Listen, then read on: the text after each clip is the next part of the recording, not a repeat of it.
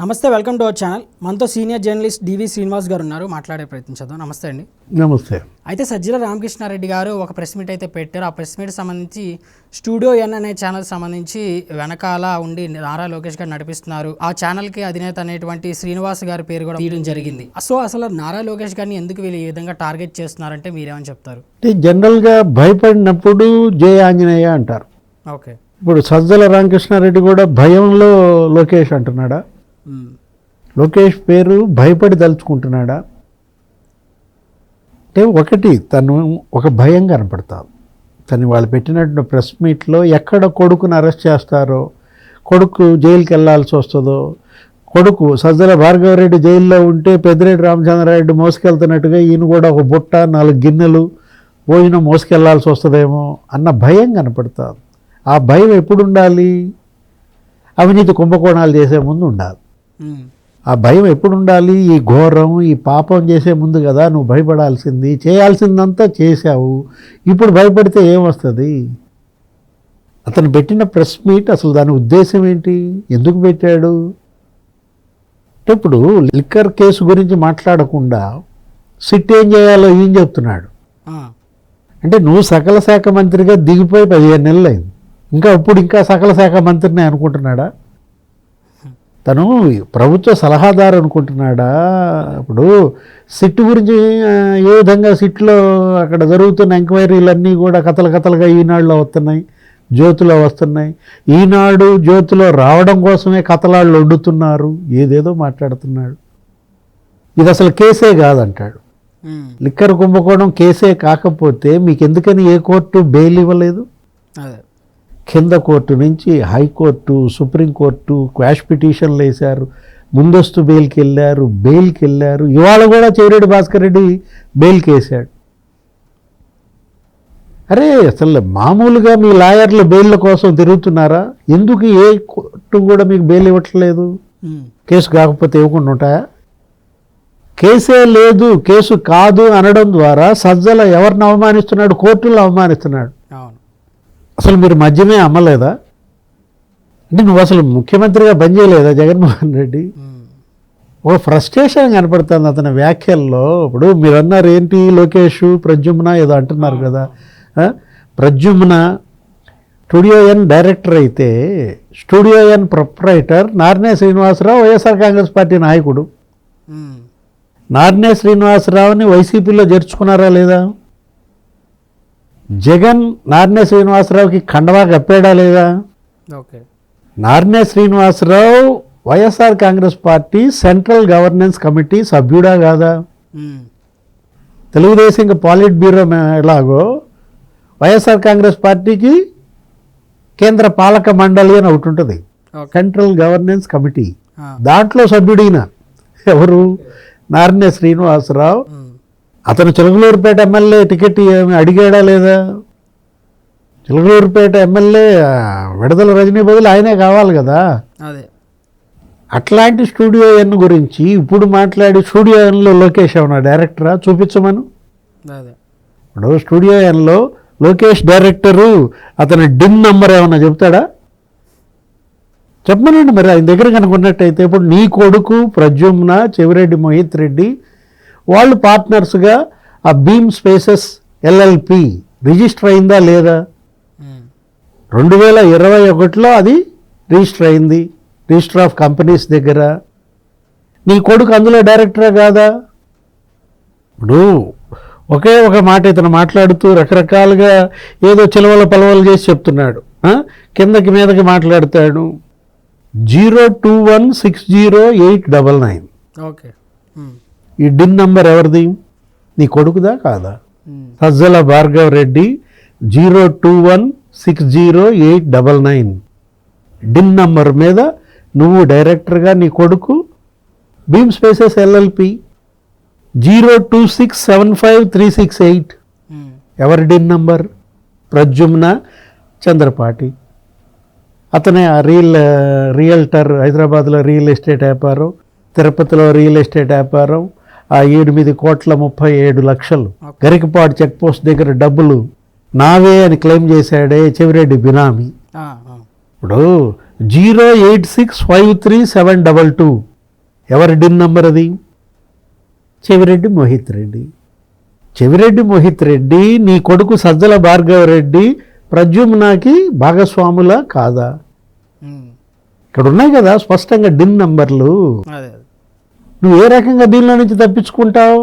అంటే ఏంటి, ఇప్పుడు అసలు వ్యాపారమే చేయలేదు, దానికి బ్యాంక్ అకౌంట్ లేదు అంటాడు. అక్కడెక్కడ గచ్చిబౌలిలో ప్రశాంతి హిల్స్లో ఉంది ఈ ఆఫీస్. అక్కడికి సిట్టు బృందం వెళ్ళి తనిఖీలు చేస్తే అక్కడేం బయటపడింది? ఈష్నా ఇన్ఫ్రా బయటకు వచ్చింది. ఆ ఆఫీసులో ఈష్నా ఇన్ఫ్రా ఎందుకుంది? ఈష్నా ఇన్ఫ్రా అది కేసిరెడ్డి రాజు అన్నారు. కేసిరెడ్డి రాజు ఆ ఈష్నా ఇన్ఫ్రా కంపెనీలో ప్రద్యుమ్న డైరెక్టర్. ఓకే. ఇప్పుడు ఈ బీమ్ స్పేసెస్లో నీ కొడుకు డైరెక్టర్, ప్రద్యుమ్న పార్ట్నర్. మీ అందరికీ డబ్బు red sandal smuggler Vijayananda Reddy, Chittoor YCP అభ్యర్థి. ఇప్పుడు స్పష్టంగా అక్కడ ఇచ్చారు కదా. ఏది ఆ తిరుపతిలో మరి ఆయన ఇంటి మీదకి వెళ్ళారు, ఎక్కడ చిత్తూరులో ఆయన ఇంట్లో కూడా సోదాలు చేశారు. ఎవరిది? Red sandal smuggler Vijayananda Reddy. ఏమని అక్కడ బయటపడింది నీకు అక్కడికి వచ్చేసరికి? నిఖిలానంద లాజిస్టిక్స్. ఓకే. ఇప్పుడు నిఖిలానంద లాజిస్టిక్స్ అనేది ఏంటది? మద్యం డిపోల నుంచి ప్రభుత్వ దుకాణాలకి మద్యం సరఫరా చేసే కాంట్రాక్ట్ దానికి ఇచ్చారు. ఆ అపార్ట్మెంట్ పేరే నిఖిలానంద అపార్ట్మెంట్స్.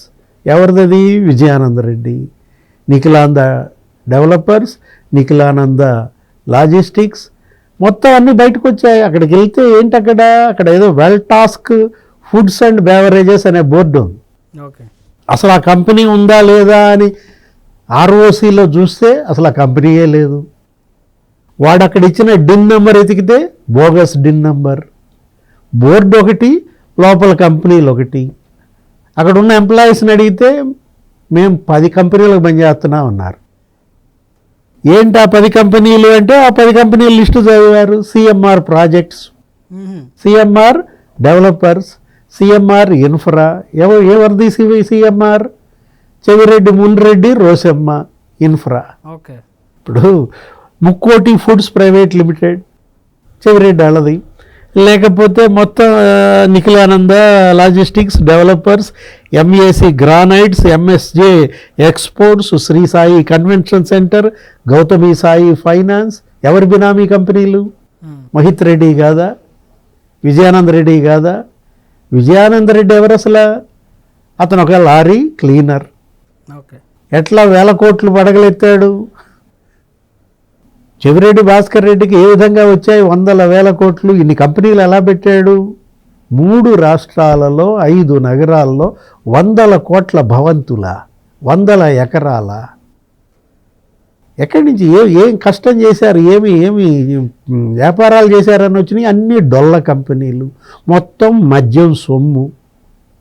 ప్రజల రక్తం జలగల్లాగా పీల్చారు. కాలకూట విషం వాళ్ళతో తాగిచ్చారు. మద్యం లేబుల్స్ అంటించారు. అటు బూమ్ బూమ్ అంటారు, ప్రెసిడెంట్ మెడల్ అంటారు, లేకపోతే పవర్ స్టార్ అంటారు, అమరావతి అంటారు, 3 క్యాపిటల్స్. ఈ లేబుల్స్ అంటించి విషం తాగిచ్చారు వాళ్ళతో. డిస్టిలరీల యజమానులు బెదిరించారు. మొత్తం డిస్టిలరీలు కబ్జాలు చేశారు, వాటాలు వేసుకున్నారు. నెలకు 5 కోట్లు అంట ఒకడికి. ఒక లోక్సభ సభ్యుడు ఎవరైనా మిథున్ రెడ్డా? నెలకు 5 కోట్లు అంట ఒకడికి. ఒక రాజ్యసభ సభ్యుడు ఎవరైనా విజయసాయి రెడ్డా? ఇప్పుడు ఈ ప్రెస్ మీట్ పెట్టిన ఆయనకి నెలకెంత? 50 లక్షల. ఆ జైల్లో ఉన్న ఆయన ధనంజయ రెడ్డికి నెలకు 50 లక్షల. ఆ ఓఎస్డి కృష్ణమోహన్ రెడ్డికి నెలకు 20 లక్షల. ఇవన్నీ మీడియాలో కథనాలు. అదేమంటే సిట్టు వండి వారుస్తోంది కథనాలు. ఈనాడులో జ్యోతిలో వేస్తున్నారు, ఛానల్స్లో మాట్లాడుతున్నారంటే కేవలం కథనాల వాస్తవాల. ఇప్పుడు 1,00,000 మంది చనిపోయారు. అది సిట్టు వండి వార్చిన కథనమా? తూర్పుగోదావరి జిల్లాలో 5 ఏళ్ళు జగన్మోహన్ రెడ్డి పాలనలో 7,000 మంది ఈ మద్యం దాకా చనిపోయారు. మెడికల్ రిపోర్ట్స్, ఆరోగ్యశ్రీయా సర్ప్ నివేదికలు చూస్తుంటే ఒక జిల్లాలో 7,000 అంటే 13 ఉమ్మడి జిల్లాల్లో 90,000 మంది. 45 లక్షల మంది లివర్ దెబ్బతింది, కిడ్నీస్ దెబ్బతిన్నాయి ఇది తాగి. 1 కోటి కుటుంబాలు నాశనమైనవి అంటున్నారు. కథనమా? వాస్తవాలే. వండి వార్చిందా సిట్ ఇవన్నీ? సిట్టే తయారు చేసింది ఈ మద్యం, అది చెప్పమను. సిట్టు ఇవాళ సిట్లో ఉన్న ఆయన కబ్జాలు చేశాడు, డిస్టిలరీలు కబ్జాలు చేసి ఆయనే మద్యం తయారు చేసి ఆయనే సరఫరా చేసి ఆయనే అమ్మాడని చెప్పండి. భయం కనపడుతుంది. ఏది సజ్జల రామకృష్ణారెడ్డిలో ఈరోజు తన కొడుకు ఎక్కడ జైలుకి వెళ్ళాల్సి వస్తుందో అన్న భయం కనపడుతుంది. ప్రద్యుమ్న ఎవడో తెలియదు అన్నాడు చెవిరెడ్డి భాస్కర్ రెడ్డి. మరి ప్రద్యుమ్న తెలుసా తెలీదా? తెలియకుండానే నీ కొడుకు ప్రద్యుమ్నతో వ్యాపారం చేశాడా? ఇప్పుడు అతను ఎవరో 8,37,00,000 అతని నాయంటే అతనికి నాకేంటి సంబంధం అంటాడు. వెంకటేష్ నాయుడు ఎవడో నాకు తెలియదు అన్నాడు. నువ్వు అతను కొలంబో పోతారా? ఇప్పుడు విజయానంద రెడ్డి ఎవడో నాకు తెలియదు అంటాడు.